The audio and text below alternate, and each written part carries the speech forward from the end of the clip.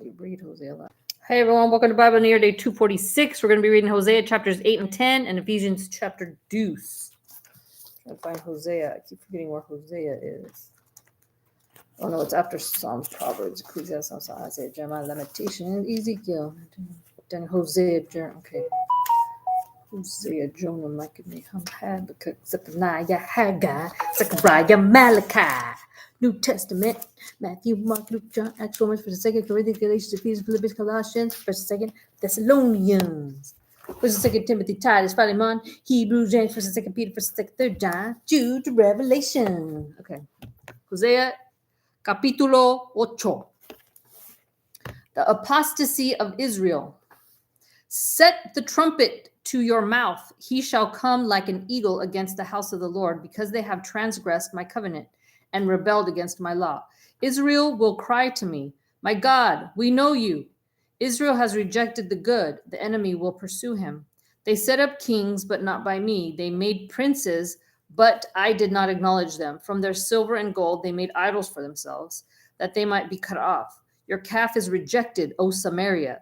My anger is aroused against them. How long until they attain to innocence?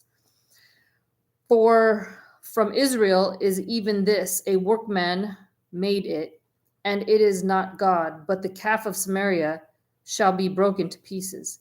They sow the wind and reap the whirlwind. The stalk has no bud. It shall never produce meal. If it should produce, aliens would swallow it up. Israel is swallowed up. Now they are among the Gentiles, like a vessel in which is no pleasure. For they have gone up to Assyria, like a wild donkey, alone by itself. Ephraim has hired lovers. Yes, though they have hired among the nations. Now I will gather them, and they shall sow a little because of the burden of the king of princes. Because Ephraim has made many altars for sin, they have become for him altars for sinning. I have written for him the great things of my law, but they were considered a strange thing. For the sacrifices of my offerings, they sacrifice flesh and eat it, but the Lord does not accept them. Now he will remember their iniquity and punish their sins. They shall return to Egypt. For Israel has forgotten his maker and has built temples. Judah also has multiplied fortified cities, but I will send fire upon his cities, and it shall devour his palaces. Hosea chapter 9. Judgment of Israel's sin. Do not rejoice, O Israel, with joy like other peoples. For you have played the harlot against your God. You have made love for hire on every threshing floor. The threshing floor and winepress shall not feed them, and the new wine shall fail in her. They shall not dwell in the Lord's land, but Ephraim shall return to Egypt, and shall eat unclean things in Assyria. They shall not offer wine offerings to the Lord, nor shall their sacrifices be pleasing to him. It shall be like bread of mourners to them. All who eat it shall be defiled, for their bread shall be for their own life. It shall not come into the house of the Lord. What will you do in the appointed days, and in the day of the feast of the Lord?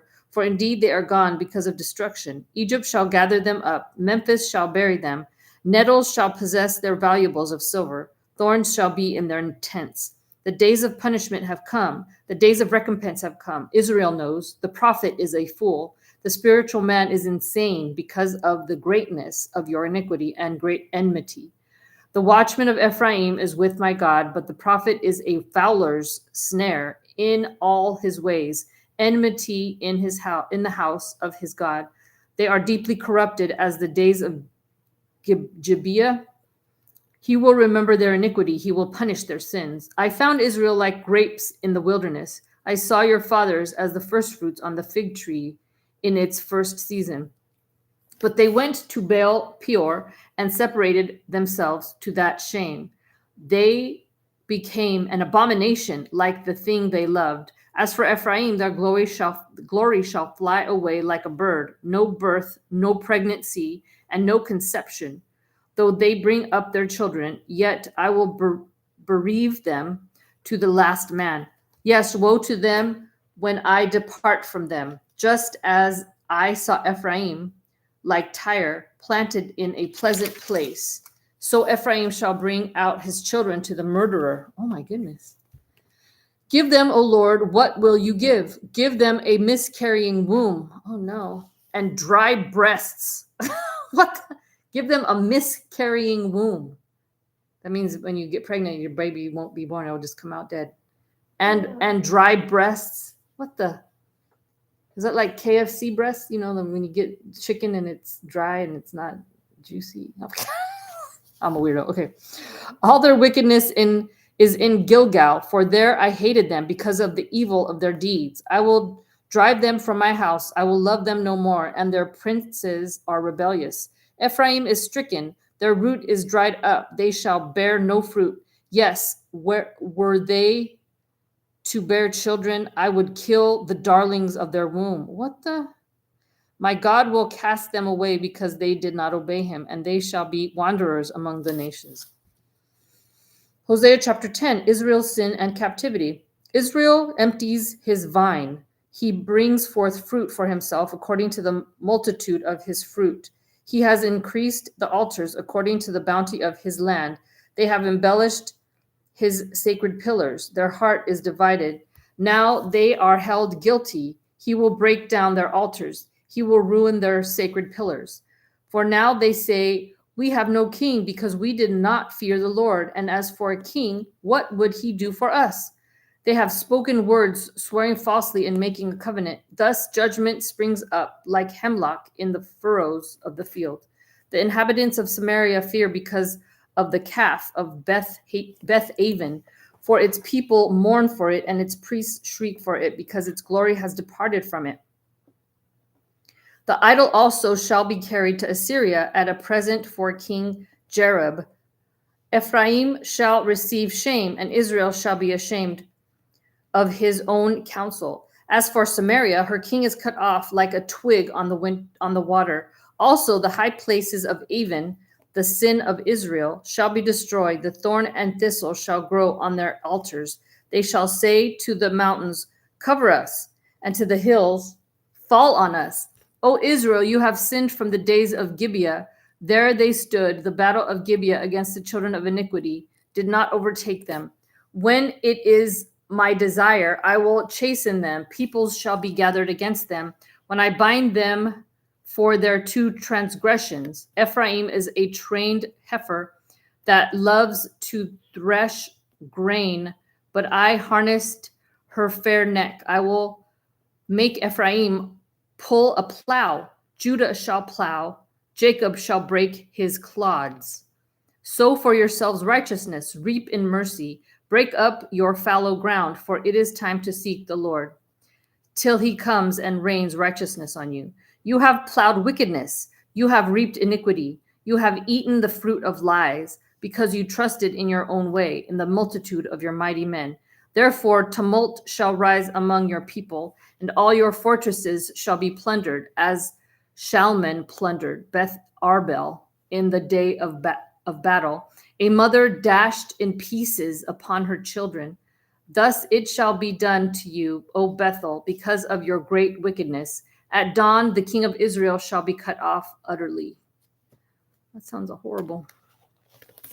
Now, Ephesians chapter deuce.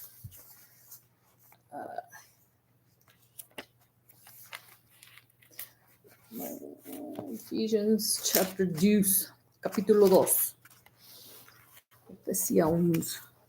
By grace through faith.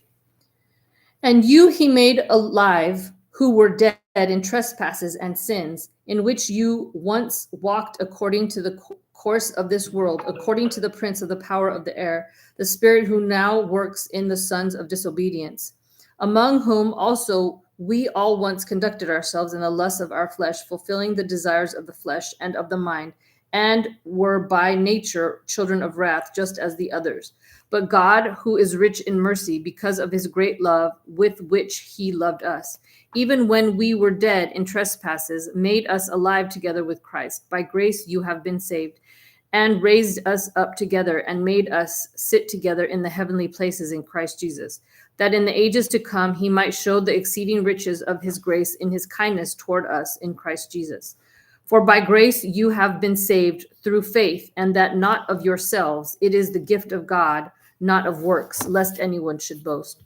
For we are his workmanship, created in Christ Jesus for good works, which God prepared beforehand that we should walk in them, brought near by his blood. Therefore, remember that you once Gentiles in the flesh, who are called uncircumcision by what is called the circumcision, made in the flesh by hands, that at the time you were without Christ, being aliens from the commonwealth of Israel and strangers from the covenants of promise, having no hope and without God in the world. But now in Christ Jesus, you who once were far off have been brought near by the blood of Christ. Christ our peace. For he himself is our peace, who has made both one and has broken down the middle wall of separation, having abolished in his flesh the enmity, that is the law of commandments contained in ordinances, so as to create in himself one new man from the two, thus making peace, and that he might reconcile them both to God in one body through the cross, thereby putting to death the enmity. And he came and preached peace to you who were afar off and to those who were near. For through him we both have access by one Spirit to the Father. For through him we both have access by one Spirit to the Father. Christ our cornerstone. Now therefore you are no longer strangers and foreigners, but fellow citizens with the saints and members of the household of God, having been built on the foundation of the apostles and prophets, Jesus Christ himself being the chief cornerstone, in whom the whole building being fitted together grows into a holy temple in the Lord, in whom you also are being built together for a dwelling place of God in the Spirit. God bless, guys. Good night.